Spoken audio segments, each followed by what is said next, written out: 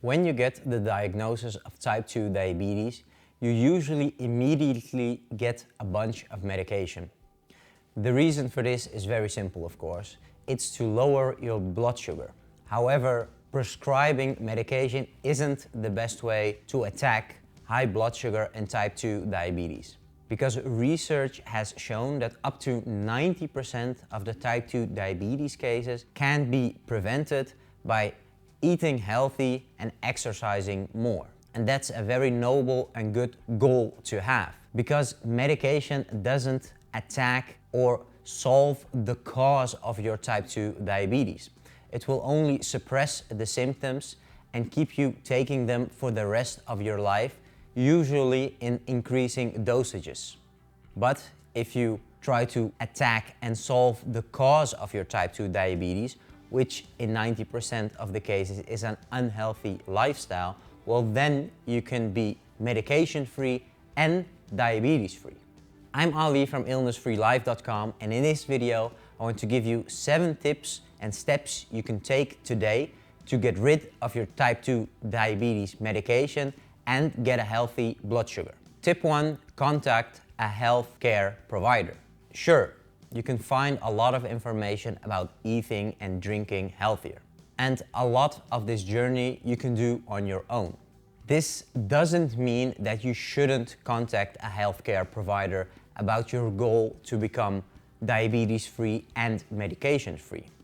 Because sure, you can understand what it takes to eat healthy and drink healthy and what you should avoid and what you should increase in your diet. But as soon as it comes to your blood sugar or medication, things become a bit more complicated.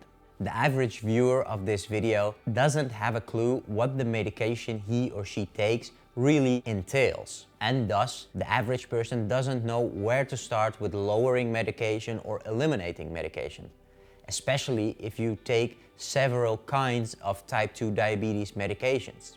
That's why it's good to have somebody in your corner that can help you out with the complicated stuff that comes along with improving your blood sugar and reducing your medication. Just give your healthcare provider a heads up that you want to improve your lifestyle the next couple of weeks, months, and years, and that might mean that you have to lower your medication with their guidance. An additional benefit of this is that your healthcare provider might start to test your blood a bit more to see where things are going, which is an extra way to keep you safe and an extra way for you to see how good things are going with your blood sugar. Tip 2, buy a blood sugar meter. The famous business coach Peter Drucker once said, "What gets measured gets managed." It's hard to improve something if you don't know where you're standing. And the same thing goes for your blood sugar. Sure, maybe you know you have type 2 diabetes and that your blood sugar is high, but how high is it really? And what happens when you start eating healthy? Does your blood sugar improve quickly or slowly? Because if it improves quickly, then you'll need to quickly reduce your medication, probably in pretty high dosages. But if your blood sugar improves slowly, well, then you can take things a bit slower, because if you take too much of your medication away, your blood sugar will become too high. You'll only know this if you measure your blood sugar. And the easiest and cheapest way to do this is to buy a blood sugar meter. The technology of these meters has become so cheap that every producer in China can make them for a small amount of money. The most expensive things about these blood sugar meters are actually the testing strips. The meter itself and the technology to measure the blood sugar is pretty cheap and easy to make. Having a blood sugar meter is the best thing you could buy as a type 2 diabetic. Because if you start improving your diet and lowering your blood sugar while taking medication, you could get a too low of a blood sugar. Hypoglycemia, as we call it. This has several negative effects on your body, including getting into a coma. But by measuring your blood sugar, you'll know when you're reaching a too low point. And thus, when you should start reducing your medication to prevent a low blood sugar. And the same thing goes for people who want to go a bit too fast. Maybe if you start eating healthy today, you have the idea of, oh, I can reduce my medication tomorrow. But by measuring your blood sugar and seeing that it's still a bit too high when you start taking less medication, it shows you that, hey, you need to slow down a bit, take your medication as you take it usually and eat a bit healthier for a bit more time, and maybe after that you'll be able to reduce your medication a bit more. But for now, you're going too fast. So buy a blood sugar meter, because what gets measured gets managed. Tip 3, stop eating dough-based products. Okay, so let's get down to the eating and drinking part of this video. Stopping the dough-based products in your life will increase your blood sugar a lot. And by unhealthy dough-based products, I mean products that are made from white flour. And this usually entails products such as white bread, white pasta, pizza dough, cookies, cakes, and much, much more. If it's made from white flour, you want to avoid this like the plague. Why? Well, simply because usually white flour contains between 60 to 70% carbohydrates and sugars per unit of weight, and little to no dietary fiber at all, making it a product that has a huge impact on your blood sugar and thus on your pancreas. Now, your pancreas can take a high blood sugar once in a while, but if you eat these products every day of your life, then your blood sugar will become too high too often, making your pancreas exhausted and causing insulin resistance. And this, in the long run, creates a situation which we call type 2 diabetes, which is basically a situation in which your pancreas isn't able to manage your blood sugar levels anymore and basically runs out of steam to produce enough insulin to lower your blood sugar. And not eating white flour-based dough products is one of the best things you can do, because these products, although maybe healthy, have little to no nutritional value for your body and only cause high blood sugars, and they increase your weight. Now you might ask, what about whole wheat based dough products? Well, whole wheat dough based products usually contain as much carbohydrates and sugars per unit of weight as the white flour variant. They only contain about 3 to 5 times the dietary fibers per unit of weight. So that makes them much, much healthier. But just because something is healthier doesn't mean it's healthy. Sure, whole wheat options are way better than the white versions of that product. So white bread compared to whole wheat bread will always win. White pasta compared to whole wheat pasta will always win. But as I said, the amount of carbohydrates and sugars per unit of weight is almost the same for the two. The only difference is that the whole wheat variant contains a bit more dietary fibers. So if you live in a place where there are no low carb options for the products we just mentioned, like bread and pasta, then yes, whole wheat is definitely a better option than the white one. Or if you need a stepping stone into healthier eating and want to leave the white pasta or bread alone but don't know what to eat, then yes, the whole wheat option is better. But in general, avoiding even whole wheat options is even better for your blood sugar and type 2 diabetes, because these products still contain high amount of carbohydrates and sugars and a moderate amount of dietary fibers. Let's just say it like this: if you stop eating all wheat-based products, you don't really miss anything nutritious. You might miss your favorite products like pasta or pizza or bread, but you'll never miss anything that's super essential for the body to ingest. So yes, whole wheat is definitely better than the white version, but it's still not the best choice to eat. Tip 4, stop drinking sugary drinks. If after this video you just remember one thing from this video, I hope it's this tip. Because sugar-rich drinks are the worst thing you can do to your body when it comes to your health. And I don't just mean when you have blood sugar problems or type 2 diabetes, I mean for everybody on earth.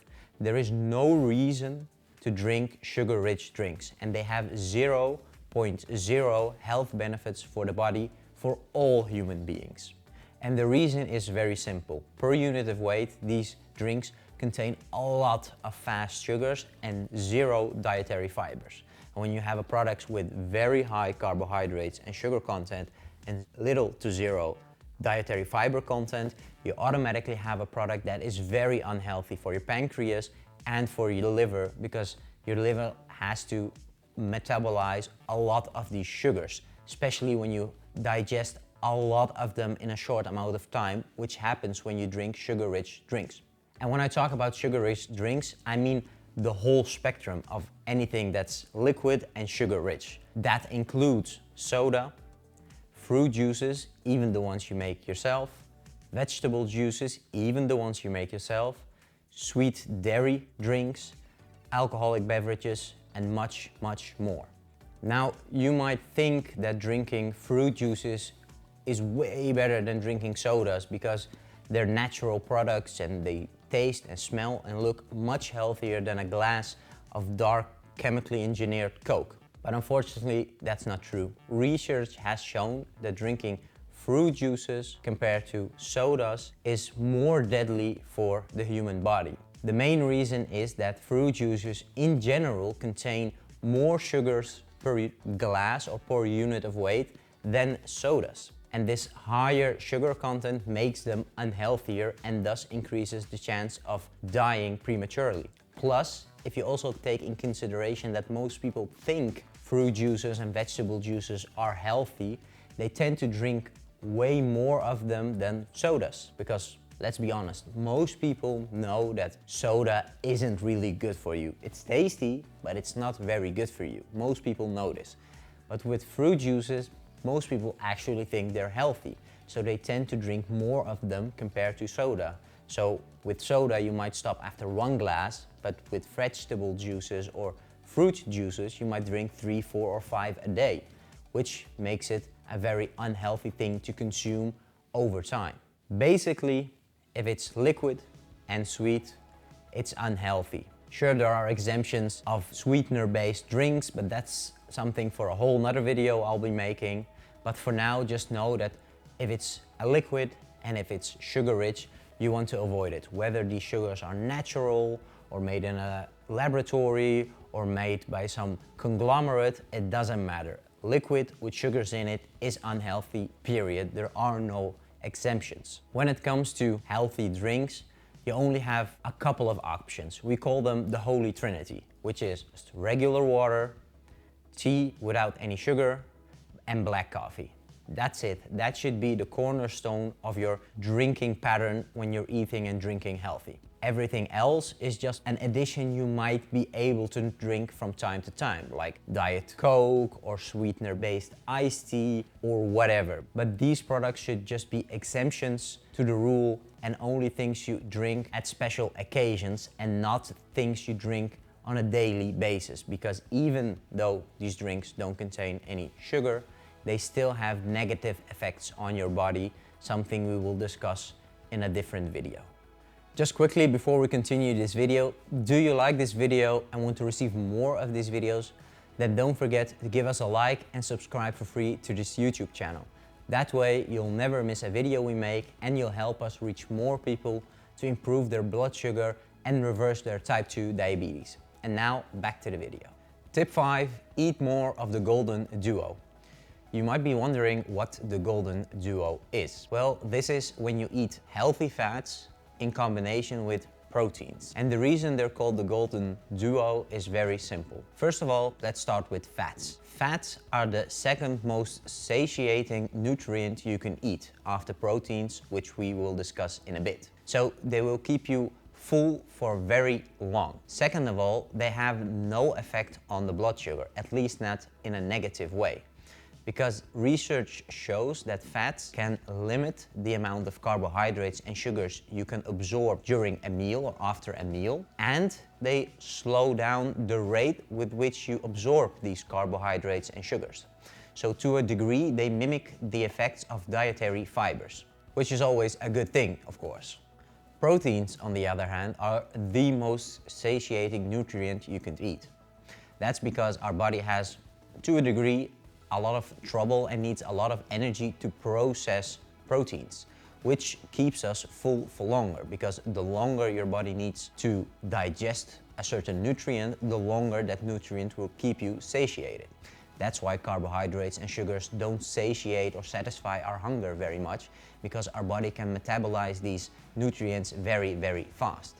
Proteins, however, have a small effect on your blood sugar if you eat them in high amounts, and especially during one meal. So for example, if you eat a large steak, then you could see an increase in your blood sugar due to the high amount of proteins that come into your body at the same time. But when eaten together and in moderation, they are amazing to eat when you have blood sugar problems or type 2 diabetes, because they keep you fuller for longer and they have a small or no effect on your blood sugar whatsoever. An extra bonus is that products that contain both fats and proteins tend to be very tasty, because natural sources of these golden duos are nuts, cheeses, fatty meats, full fat dairy. All these products contain a combination of healthy fats and healthy amount of protein. Now, you don't have to wait for Mother Nature to give you a product with the ideal combination. You could also combine products to make your own golden duo. Take, for example, chicken breast. Chicken breast is very lean with high amounts of proteins. But if you combine that, for example, with avocado, which is very high in fat but low in protein, you get a golden duo. And the same thing goes for cream cheese, for example. Cream cheese has high amounts of fats and a moderate amount of proteins. Combine that, for example, with smoked salmon, which has a high amount of protein and a moderate amount of fats, and again, you get two products combined into the golden combination. So be creative, combine products, or just eat what Mother Nature gave you, as long as these products contain a good amount of healthy fats and healthy proteins to satiate you and improve your blood sugar. Tip 6, eat the right ratios. When people think about eating healthier and improving their blood sugar, they tend to focus on what to eat, and they forget the amounts or how much they should eat. Because when we look at the plate of the average person, we see certain ratios on their plate. And most people who don't eat as healthy as they should have a standard ratio on their plate, which is usually 50% of the plate is filled with some unhealthy carbohydrate source, 25% or more is their meat source, which is a good thing, and vegetables are 25% or usually even less. And this combination is far from ideal. Although you should eat carbohydrates, especially healthy carbohydrates, you never want a meal to consist of, volume-wise, 50% of carbohydrates. An ideal ratio on your plate is the following. 50% of your plate should be a healthy vegetable, ideally leafy green vegetables or low-starch vegetables. 25% of your plate should be a protein source, either a meat, a fish, or poultry. And the remaining 25% should be a healthy carbohydrate source, which the best one is legumes or any kind of beans. These proportions are way better for your health and for your blood sugar, because the overwhelming majority, the 50% vegetables, tend to be low in sugars and carbohydrates and high in dietary fibers, which only improve your blood sugar. And the small amount of carbs you do eat will also contain enough dietary fibers to neutralize the amount of carbohydrates and sugars that this bean you're eating contains. So if you want to improve your blood sugar, don't only focus on what you're eating, but also on how much you're eating during a meal, because that's maybe as important as the products you are eating. Tip 7, avoid snacking. I'm gonna tell you something about people who eat healthy, which you might not know. People who eat healthy tend to rarely snack. Why? Because the meals they eat, the breakfast, lunch, and dinner meals, tend to be big enough and satiating enough that they don't feel the need or the hunger to snack during the day. When you look at people who snack regularly, you'll see a couple of things that might be at play. First of all, they might eat too little calories in general during the day. If you eat too little because you think that's healthy, or you want to lose weight, or you think that's good for your blood sugar, you won't give the body the energy it needs to function very well. As a response to this, your body will make you more hungry during the day to make you eat more. The problem is most people don't have the time or energy to cook up a meal every couple of hours, so they'll start snacking. So if you snack, it might be because you just eat too little during the day. Another reason is you might eat enough calories during the day, but the consistency of those calories is far from ideal, i.e. you eat too much unhealthy carbohydrates and sugars and too little healthy fats and proteins. Because carbohydrates and sugars don't satiate that much, you'll feel hungry more often, which will lead to snacking to satiate that hunger. Another reason might be because you're just used to it. If you're used to snacking at exactly 2 o'clock every day, you will continue to do that whether you're hungry or not. Your body is very good at learning certain behavior. And if you've been doing something for a lot of years, your body will want you to keep continuing doing that for a lot of years, especially if you're snacking, which is ideal for your body because it's getting nutrients, whether they're healthy or not.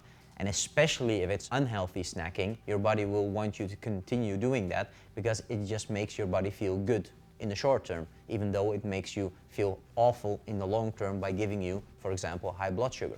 And a fourth option is boredom. Research shows that people who are bored snack more often, and the amounts they snack are higher than non-bored people, which has a reason. We humans are made to do something. And if we feel bored, we'll start doing anything we can do. The easiest thing for most people to do is just start eating. Even if you think, oh no, I'm a very lazy person, I like doing nothing, you rarely do nothing. You don't stare at a blank wall for a couple of hours. You'll start watching television, which is doing something. You'll mindlessly scroll through social media, which is doing something. Or you'll start eating and snacking. Now don't get me wrong, there is nothing wrong with snacking in general. If you want to snack because it's practical for your work-life balance or you just enjoy having a small snack during the day, that's fine, but don't make snacking a staple of your diet. And if you snack, please snack healthy snacks. And healthy snacks basically are 4 things. Either you're eating nuts without the crispy layer around them, either you're eating cheese, which is full of fat, full of protein, and thus good, or you're eating healthy fruit options, or you're snacking on non-starchy vegetables. Those should be the 4 snacks you consider. Everything else is either unhealthy or just not ideal. So these were my 7 tips to get rid of type 2 diabetes medication and to improve your blood sugar. Of course, these 7 tips are just the top of the iceberg. There is much more you should do and should know about your blood sugar and diet to improve your blood sugar and to reverse your type 2 diabetes.